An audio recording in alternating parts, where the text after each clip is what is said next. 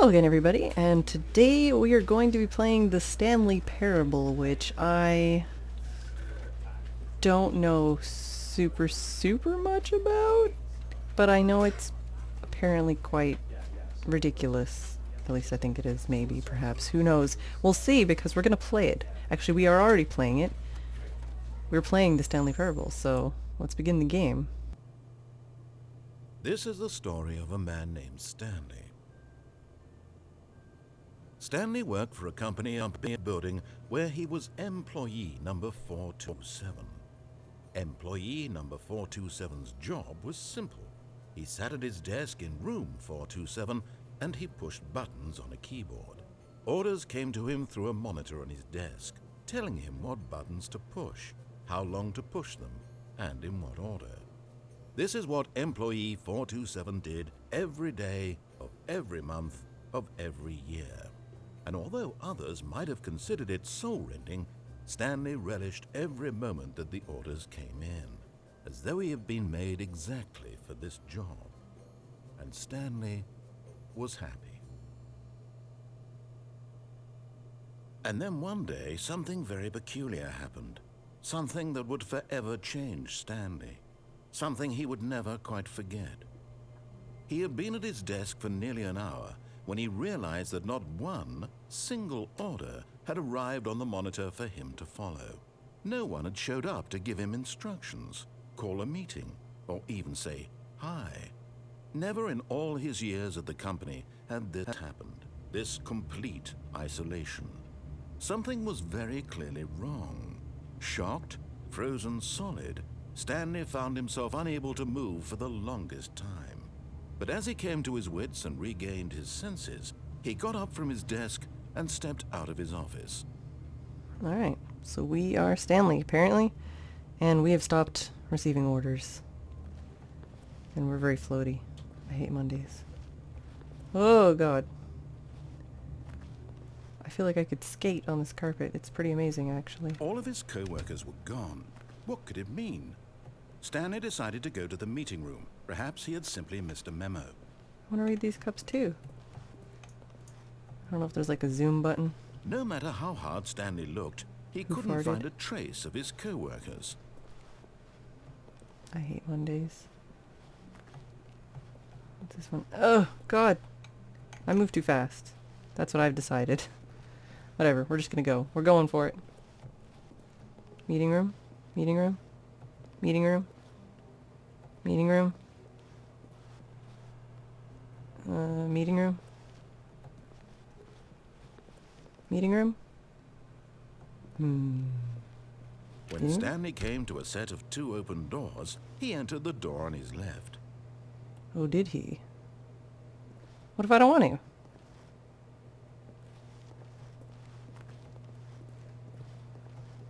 This was not the correct way to the meeting room, and Stanley knew it perfectly well.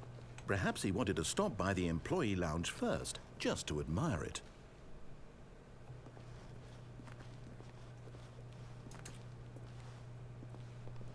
Ah, yes, truly a room worth admiring. It had really been worth the detour after all, just to spend a few moments here in this immaculate, beautifully constructed room. Stanley simply stood here, drinking it all in. Nah. But eager to get back to business, Stanley took the first open door on his left. Nah. Stanley was so bad at following directions, it's incredible he wasn't fired years ago. I like exploring, okay? Usually the last place I go. I want to climb over this fence. Is this Mirror's Edge? Will cause death. Penalty for misuse of cargo lift, $1,000. Penalty for jumping off the cargo lift, $5,000.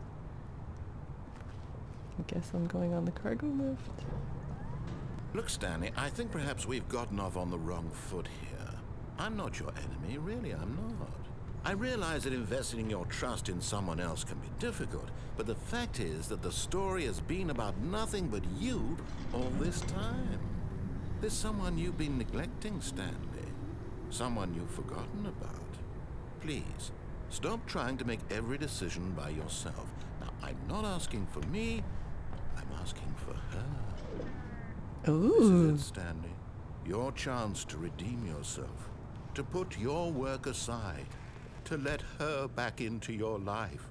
She's been waiting. That's her, Stanley. You need to be the one to do this, to reach out to her. If you can truly place your faith in another, then pick up the phone.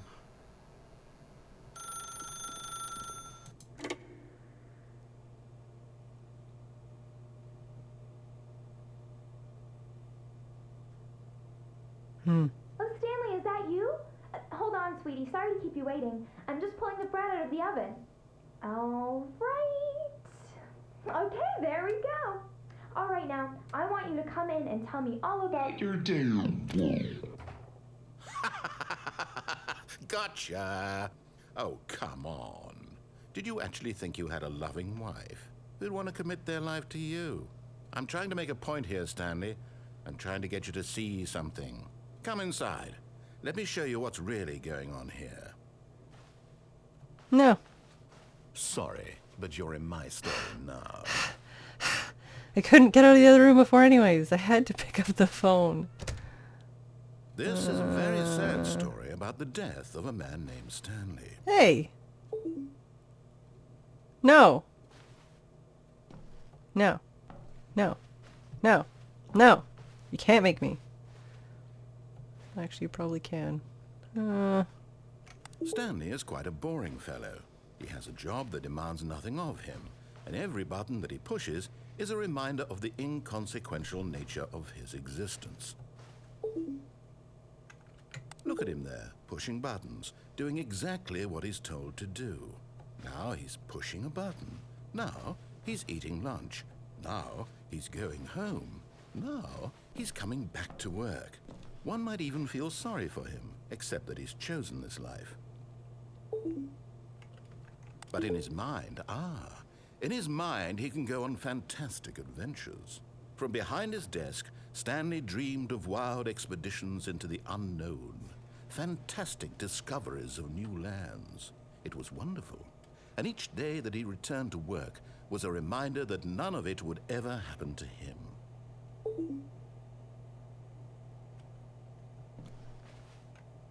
And so he began to fantasize about his own job.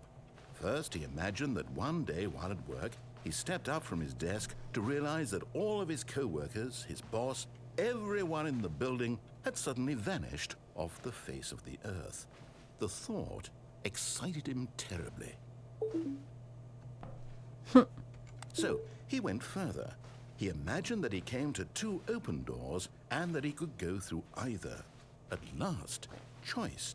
It barely even mattered what lay behind each door. The mere thought that his decisions would mean something was almost too wonderful to behold. As he wandered through this fantasy world, he began to fill it with many possible paths and destinations. Down one path lay an enormous round room with monitors and mind controls. And down another was a yellow line that weaved in many directions. And down another was a game with a baby. And he called it the Stanley Parable.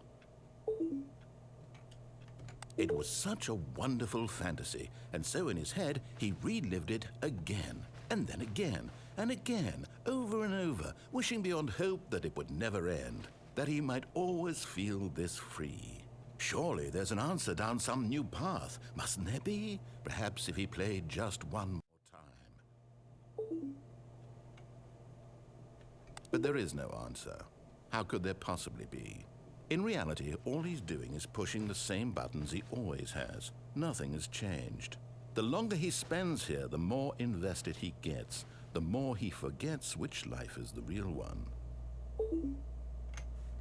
And I'm trying to tell him this, that in this world he can never be anything but an observer, that as long as he remains here, he's slowly killing himself. But he won't listen to me. He won't stop. Here, watch this. Stanley, the next time the screen asks you to push a button, do not do it. But then I'll be stuck here forever.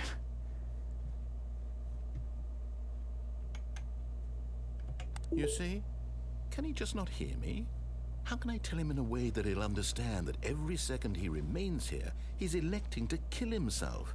How can I get him to see what I see? How can I make him look at himself?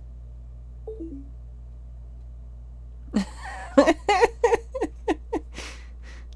suppose I can't, not in the way I want him to.